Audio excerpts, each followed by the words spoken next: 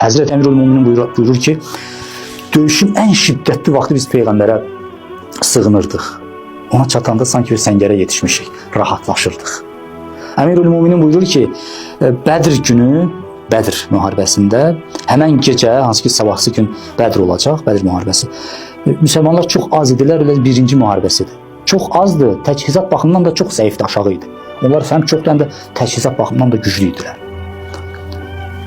Bunlar da zəif.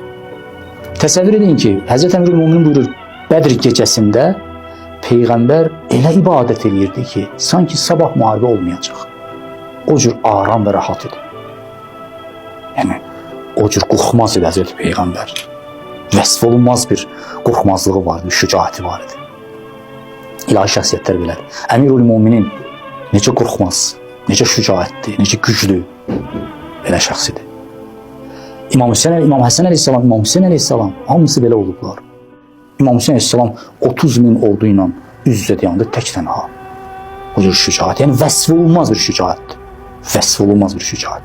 Həzrət İbrahim Peyğəmbər o boyda Nəmrudun üstünə tək getdi. Həzrət Musa Peyğəmbər, Harun Peyğəmbər Fironun üstünə tək getdi. O boyda ordusu, ölkəsi, güc qüdrəti olan bir şəxs. Gücün üstünə, dövlətin üstünə. Tək tənha getdi. Bu nədir? Şücaətin əlamətidir bu. Qorxmazlığın əlamətidir.